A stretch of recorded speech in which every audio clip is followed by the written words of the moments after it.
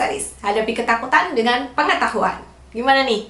Ada nggak yang merasa takut melakukan hubungan seksual setelah persalinan? Karena aku kemarin sempat ngobrol-ngobrol di Instagram dan ternyata banyak banget loh yang merasa takut untuk melakukan hubungan suami istri setelah persalinan. Nah, penyebabnya ini ada banyak gitu. Ada yang takut nanti perineumnya robek lagi, ada yang takut nyeri, ada yang takut jahitannya belum sembuh, ada yang takut dirinya ini sudah nggak menarik lagi di depan suaminya. Jadi akhirnya krik nggak berani atau nggak pede untuk mengajak suaminya berhubungan seksual. Nah, sebenarnya wajar nggak sih kalau setelah persalinan ini kita mengalami beberapa perubahan saat melakukan hubungan seksual? Ya tentu itu adalah wajar, Bu, karena kan selama hamil dan persalinan tubuh kita ini berubah, hormon di dalam tubuh kita ini berubah.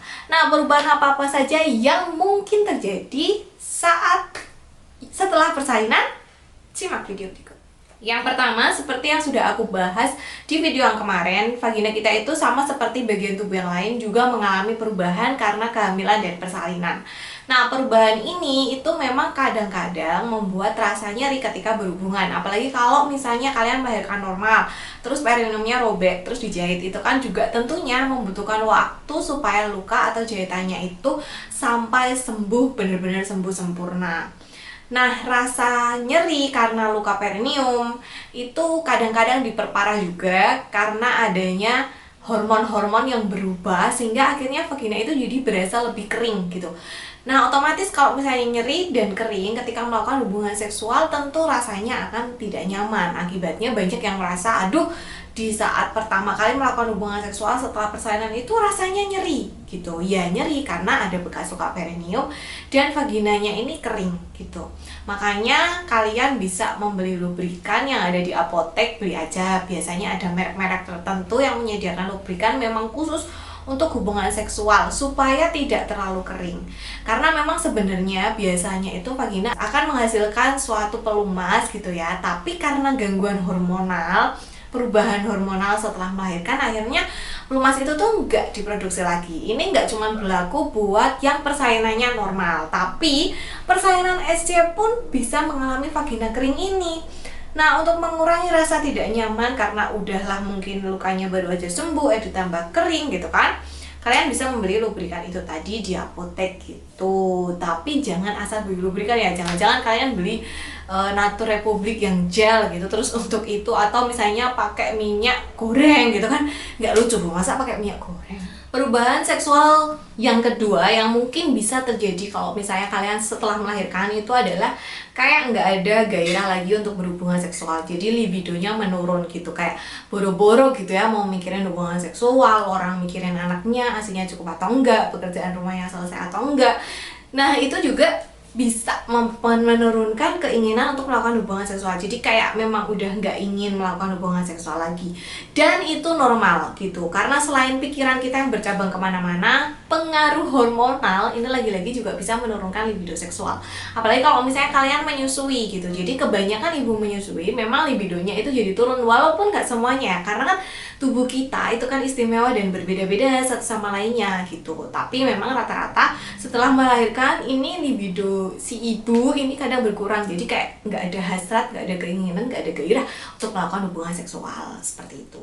Yang selanjutnya adalah mungkin kalian akan merasa sedikit tidak nyaman di area payudara gitu kan, karena kan kita menyusui biasanya. Nah, payudara ini produksi ASI-nya salah satunya dikontrol oleh hormon oksitosin, dan hormon oksitosin ini juga dirilis ketika kalian melakukan hubungan seksual. Nah, akibatnya nih kadang-kadang ketika kalian melakukan hubungan seksual maka ASI-nya itu bisa rembes keluar atau payudaranya jadi berasa kenceng, dan memang ketika payudaranya kenceng kan rasanya juga agak nyeri gitu. Nah, jadi kalian bisa ngobrol ke pasangannya mungkin untuk mengurangi rangsangan di area payudara biar tidak terlalu nyeri gitu. Jadi wajar kalau misalnya ketika kalian berhubungan seksual sama suami terus payudaranya terasa nyeri atau malah ASI-nya keluar, itu bukan sesuatu hal yang berbahaya.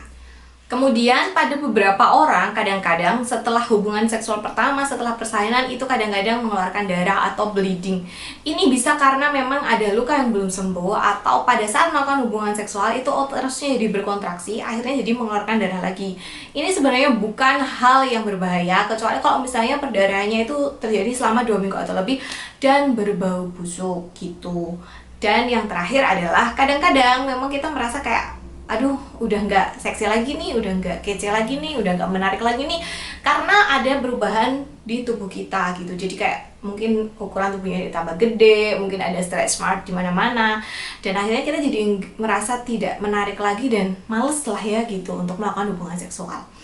Nah, gimana caranya untuk mengatasi semua masalah itu? Rasa takut kita untuk melakukan hubungan seksual pertama kali, rasa nyeri, rasa kering, terus gairah yang nggak ada. Nah, itu yang pertama, kalian bisa mengkomunikasikan dengan pasangan gitu. Yang namanya pasangan sudah dijanji untuk menerima dalam suka dan duka, dalam sehat maupun sakit.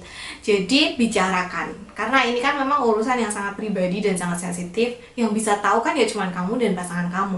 Jadi bicarakan kalau misalnya kamu belum siap, atau misalnya kamu tidak merasa nyaman gitu. Mungkin nanti dari pembicaraan itu akan ditemukan solusinya. Kalau misalnya nggak enak ngobrolin sama suami pas baru pulang kerja gitu, kalian bisa pillow talk gitu. Jadi sebelum mau tidur gitu, kalian bisa ngobrol-ngobrol ringan gitu.